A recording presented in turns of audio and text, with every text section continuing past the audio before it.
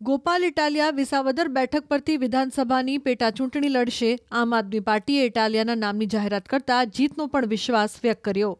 2022માં બેઠક પરથી આમ આદમી પાર્ટીની જીત થઈ હતી, જોકે ભૂપત ભાયાણીએ પક્ષ પલટો કર્યો અને રાજીનામું આપીને ભાજપમાં જોડાયા। જોકે હર્ષદ રીબડિયાએ હાઈકોર્ટમાં ભૂપત ભાયાણીની જીતને પડકારતી અરજી કરી હોવાથી અહીંની પેટા ચૂંટણી સતત પાછી ઠેલાઈ રહી હતી, પરંતુ તાજેતરમાં જ રીબડિયાએ હાઈકોર્ટમાંથી અરજી પાછી ખેંચતા હવે વિસાવદરમાં પેટા ચૂંટણીનો માર્ગ મોકળો બન્યો છે। હજુ ચૂંટણીની સત્તાવાર જાહેરાત બાકી છે, પરંતુ આમ આદમી પાર્ટીએ એ પહેલા જ ઇટાલિયાને ઉમેદવાર જાહેર કરી દેતા રાજકીય ગરમાવો આવી ગયો છે। ભૂપત ભાયાણીએ તો ભાજપ પોતાને ટિકિટ આપશે તો જીતવા સક્ષમ હોવાનું કહીને પોતાની દાવેદારી પણ નોંધાવી છે।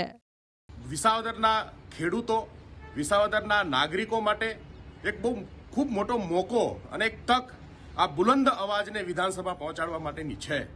આજે ગુજરાતની રાજનીતિની અંદર આવનાર દિવસોની અંદર આ ખૂબ મોટું પરિવર્તન આપણે સૌ જોઈશું, જાણીશું અને હું ગુજરાતના લોકોને, વિસાવદરની જનતાને અને આમ આદમી પાર્ટીના તમામ કાર્યકર્તાઓને ખૂબ ખૂબ અભિનંદન પાઠવું છું કે આપણી આ લડાઈ જે છે એ મજબૂતીથી આપણે લડવાના છીએ અને જીતવાના છીએ। વિસાવદર વિધાનસભામાં અને જૂનાગઢ જિલ્લામાં હાલ આમ આદમી પાર્ટીનું કોઈ વજૂદ નથી અને ગત એકાદ મહિના પહેલાં જ વિસાવદર નગરપાલિકામાં આમ આદમી પાર્ટીના 24 ઉમેદવારો પૈકી 20 ઉમેદવારોની ડિપોઝિટ પણ ડૂલ થયેલ છે, જેનો સીધો મતલબ છે કે અમારા વિસ્તારમાં આમ આદમી પાર્ટીનું કોઈ વજૂદ નથી।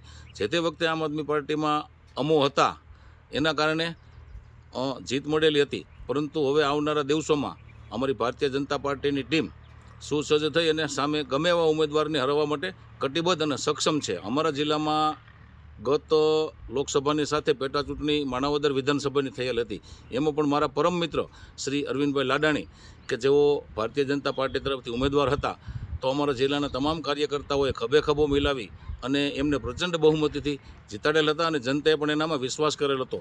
અમારી વિસાવદર વિધાનસભાની જનતા પણ આવનારા દિવસોમાં ડબલ એન્જિનની સરકાર જે રીતે દેશમાં કામ કરી રહી છે માનનીય નરેન્દ્રભાઈ મોદી સાહેબના નેતૃત્વમાં અને શ્રી ભૂપેન્દ્રભાઈ પટેલ સાહેબના નેતૃત્વમાં, તો વિસાવદર વિધાનસભા દેશના હિતમાં અને રાષ્ટ્રના હિતમાં ક્યાંય પણ આવનારા દિવસોમાં પાછળ રહેવાની નથી અને વિસાવદર વિધાનસભાની ચૂંટણી ગમે ત્યારે ચૂંટણી પણ જાહેર કરે ત્યારે ભારતીય જનતા પાર્ટી કોઈ પણ ઉમેદવાર મૂકે અથવા તો અમને મેદાનમાં ઉતારે તો અમે જીતવા માટે સક્ષમ છીએ અને ચૂંટણી લડવાની અમારી સંપૂર્ણ તૈયારી છે।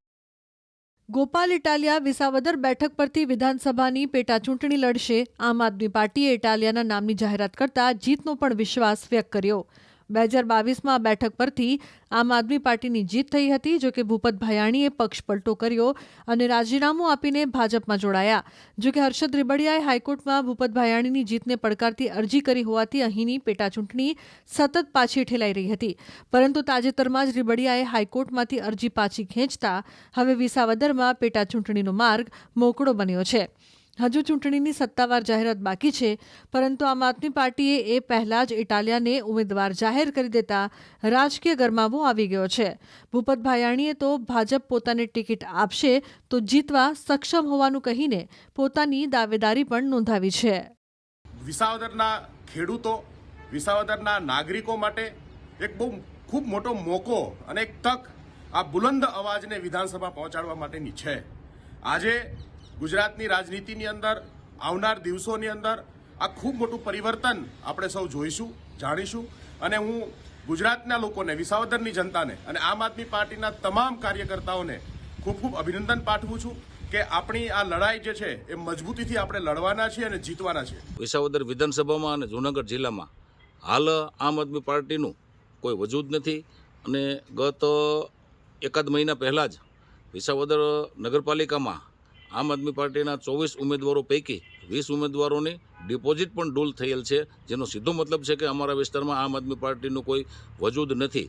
જે તે વખતે આમ આદમી પાર્ટીમાં અમો હતા, એના કારણે જીત મળેલી હતી, પરંતુ હવે આવનારા દિવસોમાં અમારી ભારતીય જનતા પાર્ટીની ટીમ સુસજ્જ થઈ અને સામે ગમે એવા ઉમેદવારને હરાવવા માટે કટિબદ્ધ અને સક્ષમ છે। અમારા જિલ્લામાં ગત લોકસભાની સાથે પેટા ચૂંટણી માણાવદર વિધાનસભાની થયેલ હતી, એમાં પણ મારા પરમ મિત્ર શ્રી અરવિંદભાઈ લાડાણી કે જેઓ ભારતીય જનતા પાર્ટી તરફથી ઉમેદવાર હતા, તો અમારા જિલ્લાના તમામ કાર્યકર્તાઓએ ખભે ખભો મિલાવી અને એમને પ્રચંડ બહુમતીથી જીતાડેલ હતા અને જનતાએ પણ એનામાં વિશ્વાસ કરેલ હતો.